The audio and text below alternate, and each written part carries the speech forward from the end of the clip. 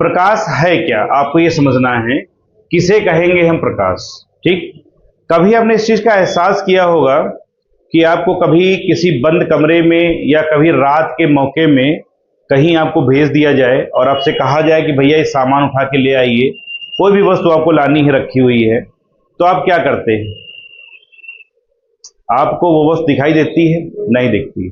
हम जब भी कमरे में प्रवेश करते हैं सबसे पहले तो हम क्या करते हैं? लाइट ऑन करते हैं। स्विच ऑन किया, लाइट जल गई और वस्तु हमको दिखाई देने लगी।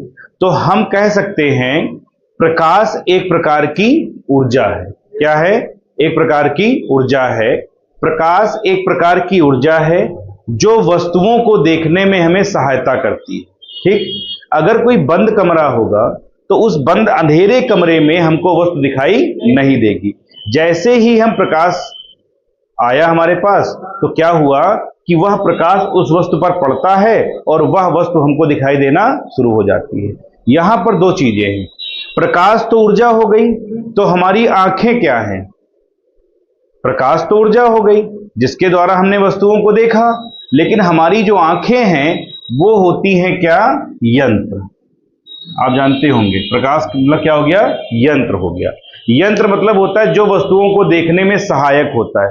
कभी आपने इमेजिन किया कि किसी वस्तु के पास, अगर किसी व्यक्ति के पास में अगर आंखें ना हो तो क्या होगा? क्या उसको कोई दिखाई देगा? नहीं। तो आंखें क्या हैं? यंत्र हैं जो हमें देखने में सहायता प्रदान करती हैं। ठीक, लेकिन प्रकाश है क्या? देखिए, आपने सबसे पहले डेफिनेशन क्या लिखी प्रकाश की? प्रकाश क्या है? प्रकाश एक प्रकार की ऊर्जा है जो हमें किसी वस्तु को देखने में सहायक होती है। ठीक, प्रकाश के साथ साथ में आपने एक पॉइंट पढ़ा जिसे हम कहते हैं मानव नेत्र। मानव नेत्र क्या है? एक प्रकार का यंत्र है जो हमें देखने में सहायता प्रदान करता है। प्रकाश एक प्रकार की ऊर्जा है और आंख जो होती है या मानव नेत्र जो होता है ये क्या करती है? हमें देखने में सहायता प्रदान करती है। ठीक, इसके बाद बात आती है प्रकाश के स्रोतों की। प्रकाश के स्रोत क्या है? स्रोत का मतलब ये होता है जहां से प्रकाश हमको प्राप्त हो रहा है। तो प्रकाश हमको कई जगह से प्राप्त होता है। जैसे प्रकाश का जो स्रोत होता है, सबसे पहला जो स्रोत है वो क्या है? आपका सूर्य। और सबसे बड़ा स्रोत यही है प्रकाश का, जो क्या है? सूर्य है। ठीक, दूसरा हम कह सकते हैं बल्ब, या हम इसको वैद्युत बल्ब भी कह सकते हैं, या हम कह सकते हैं क्या? मोमबत्ती कह लीजिए। ठीक, ये सब क्या हैं? आपके प्रकाश के स्रोत हैं। जहां से प्रकाश हमको प्राप्त हो रहा है उसी को हम क्या कहेंगे? प्रकाश के स्रोत कहेंगे। क्लियर? अब यहां पर कंडीशन ये है कि सूर्य, बल्ब, मोमबत्ती, इनमें भी थोड़ा थोड़ा अंतर है। क्या? सूर्य को आपको जलाना नहीं पड़ता, सूर्य तो हमेशा प्रकाश देता है। तो आप चाहे सो के उठें चाहे ना सो के उठें, सूर्य तो अपने टाइम पे उठ रहा है, आपको प्रकाश दे रहा है। लेकिन बल्ब, आप जब कमरे में सोते हैं तो बल्ब को आप स्विच ऑफ कर देते हैं। मोमबत्ती रात में आपको जलाना होता है, दिया जलाएंगे, मोमबत्ती जलाएंगे, माचिस से आपको जलाना पड़ता है। क्या सूर्य को जलाना पड़ता है? नहीं। तो क्या है? सूर्य जो हमारा है ये आता है प्रदीप्त वस्तुओं में। अब यहां पर बात यह आती है कि प्रदीप्त वस्तुएं क्या है? तो प्रदीप्त वस्तुएं वे होती हैं जिनका अपना स्वयं का प्रकाश होता है। प्रदीप्त वस्तुएं वे वस्तुएं हैं जिनका अपना स्वयं का प्रकाश है, वो किसी वस्तु से प्रकाशित नहीं हो रही। प्रदीप्त वस्तुओं के एग्जाम्पल हो सकते हैं आपका, देखिए जैसे सूर्य हो गया, ठीक, और क्या हो जाता है? तारा हो जाता है, या तारे कर दीजिएगा आप। ये क्या आते हैं? प्रदीप्त वस्तुओं में। और अदीप्त वस्तुएं क्या होती हैं? इनका स्वयं का प्रकाश नहीं होता, इनके ऊपर जब किसी के द्वारा प्रकाश गिराया जाता है तब वो वस्तु हमको दिखाई दे जाती है। ठीक, जैसे चंद्रमा।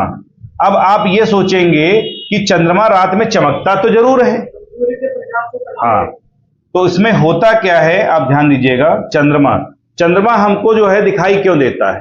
क्योंकि चंद्रमा पर सूर्य का प्रकाश पड़ता है, तब वो हमको दिखाई देता है। अब आप सोचोगे चंद्रमा रात में दिखाई दे रहा है तो सूर्य का प्रकाश तो कहां चला गया? ये कभी ना अस्त होता है ना कभी उदय होता है। ये तो ब्रह्मांड है, यूनिवर्स बहुत बड़ा है आपका। पृथ्वी लगातार क्या कर रही है? घूम रही है। चंद्रमा क्या कर रहा है? पृथ्वी का चक्कर लगा रहा है ना? और पृथ्वी क्या कर रही है? सूर्य का चक्कर लगा रही है। तो यूनिवर्स हमारा बहुत बड़ा है। उसी में अदीप्त वस्तुएं क्या हैं? चंद्रमा, मेज, कुर्सी, जो भी चीजें आप मान लीजिए कि जो चीजें हमको किसी प्रकाश के द्वारा दिखाई दे उनको ही हम क्या कहेंगे, अदीप्त वस्तुएं। तो ये आपका था प्रकाश, प्रकाश के स्रोत, उसमें आया प्रदीप्त वस्तुएं, साथ में क्या आ गया, अदीप्त वस्तुएं। ठीक है, अगली हेडिंग है प्रकाश के गुण। आखिरकार ये तो पढ़ लिया कि प्रकाश क्या है, प्रकार की ऊर्जा है जो हमें देखने में सहायता प्रदान करता है, लेकिन अब हमें पढ़ना है क्या कि प्रकाश के गुण क्या क्या होते हैं। प्रकाश का जो नंबर 1 गुण है और सबसे सरल गुण है वह यह होता है कि यह सदैव क्या करता है, सरल रेखा में गति करता है। प्रकाश हमेशा सरल रेखा में गति करता है, ये कंफर्म कर लीजिए। जब भी चलेगा प्रकाश सीधा चलेगा, ऐसे कभी जिगजैग मोशन में नहीं चलेगा। अब भाई ऐसा तो कभी नहीं होता कि आपने टार्च जलाई अब उसका प्रकाश जो ऐसे लहराते हुए तरंग बनाते हुए जा रहा है या डांस करते हुए जा रहा है, ऐसा तो नहीं ना, बिल्कुल सीधी रेखा में जाता है। आपने देखा होगा जो लेजर लाइट देखे हो जो मेले में मिलती है, बच्चे लेके आते हैं, 20 रुपए 25 रुपए की मिल जाती है, अब उसको अपनी छत पे बैठे हैं और यहां से दबाए वहां पे लाइट लग रही, सीधी रेखा में बिल्कुल जाती है। तो वो होता है क्या, प्रकाश हमेशा सरल रेखा में ही गति करता है। ये सबसे नंबर 1 पॉइंट इसका है। ठीक, नंबर 2 पॉइंट ये है कि प्रकाश जो होता है यह चुंबकीय तरंगों के रूप में गति करता है। ठीक, प्रकाश जो है यह चुंबकीय तरंगों के रूप में गति करता है। चुंबकीय तरंगे क्या होती हैं यह आपको हम पढ़ाएंगे जब आप पढ़ेंगे 12th में। ठीक है, वहां पर आता है चुंबकीय तरंगे क्या होती हैं।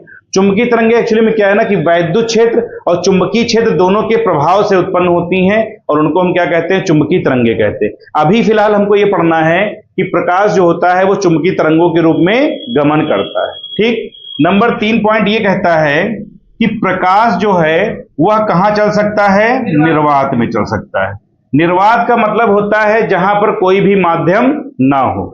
हम लोग यहां बैठे हैं ना, यहां पर माध्यम है क्योंकि ध्वनि के ट्रांसफर के लिए माध्यम की आवश्यकता होती है। तो प्रकाश हमारा क्या करता है, निर्वात में भी गमन कर सकता है। और इसकी जो चाल होती है वह 3 × 10⁸ मीटर प्रति सेकेंड होती है। आप सोच के देखिए इसकी चाल कितनी है, 3 × 10⁸ मीटर पर सेकेंड। इसका मतलब समझे क्या हुआ कि 3 के आगे 8 घाते हैं तो 8 जीरो लगाएंगे आप, 4 5 6 7 8 जीरो लगा दिए। ये मीटर में है, आप इसको जब किलोमीटर में करेंगे तो आप इसको क्या करेंगे, 1000 से भाग कर देंगे। अब ये कैंसिल कर दीजिए 3 जीरो। ठीक, अब ये कितना बच गया, इकाई, दहाई, सैकड़ा, हजार, 10,000, लाख। कितना आ गया, 3 लाख क्या, किलोमीटर पर सेकेंड। मतलब स्पीड इतनी ज्यादा है प्रकाश की कि वह 1 सेकेंड में कितना ट्रेवल करता है, 3 लाख किलोमीटर दूर चला जाता है। इसीलिए आपने देखा होगा कि जब कभी आसमान में बिजली कड़कती है तो हमको बिजली की रोशनी पहले दिखाई देती है और आवाज बाद में सुनाई देती है। उसका कारण सिर्फ यही है कि प्रकाश की चाल जो होती है वो बहुत ज्यादा है प्रकाश की, जबकि ध्वनि की चाल जो होती है वो कम होती है। ध्वनि हमारी पीछे पीछे रह जाती है और जैसे बिजली कड़की कड़कड़ाहट हुई वैसे ही प्रकाश क्या हुआ, आपकी आंखों तक पहुंच जाता है, क्योंकि इसकी स्पीड क्या है, बहुत ज्यादा होती है। ठीक, तो नंबर 3 पॉइंट ये हो गया कि प्रकाश जो है वो निर्वात में गति कर सकता है और उसकी जो चाल होती है वह 3 × 10⁸ मीटर पर सेकेंड होती है। ठीक, अगला पॉइंट हमें लिख सकते हैं कि प्रकाश जो होता है ना, इसमें परावर्तन भी होता है और अपवर्तन भी होता है। ध्यान दीजिएगा, परावर्तन भी होता है और अपवर्तन भी होता है। अब आपको ये समझना है कि परावर्तन क्या है और अपवर्तन क्या है। इस लेसन में हम इसको बहुत डीपली पढ़ेंगे। अभी अगली हेडिंग जो हमारी आएगी वो परावर्तन ही आएगी, हम वहां पर आपको बताएंगे कि परावर्तन होता क्या है और अपवर्तन होता क्या है। फिलहाल हम ये समझ लेते हैं कि प्रकाश में क्या होता है, परावर्तन और अपवर्तन के गुण पाए जाते हैं। ठीक, अगला पॉइंट हम लिख सकते हैं क्या, नंबर 5 हम इसको बना सकते हैं। क्या बना सकते हैं कि प्रकाश जो होता है इसका तरंगदैर्ध्य कितना होता है। प्रकाश का जो तरंगदैर्ध्य है वो कितना होता है, प्रकाश का तरंगदैर्ध्य होता है 3900 एंगस्ट्रॉम से लेकर के 7800 एंगस्ट्रॉम तक होता है। ठीक, ये 5 पॉइंट हैं। आप चाहें तो इन 5 पॉइंटों को 7 पॉइंट बना दीजिए, अपने आप बन जाएगा। लिखना बहुत आसान है। प्रकाश सरल रेखा में गति करता है, प्रकाश चुंबकीय तरंगों के रूप में गमन करता है, प्रकाश निर्वात में गमन करता है, प्रकाश की चाल 3 × 10⁸ मीटर पर सेकेंड होती है, प्रकाश में परावर्तन होता है, प्रकाश में अपवर्तन होता है, और प्रकाश का तरंगदैर्घ्य इतना से इतना तक होता है। तो ये इतने पॉइंटों में क्या कर सकते हैं, आप प्रकाश के गुणों को आसानी से लिख सकते हैं। क्लियर?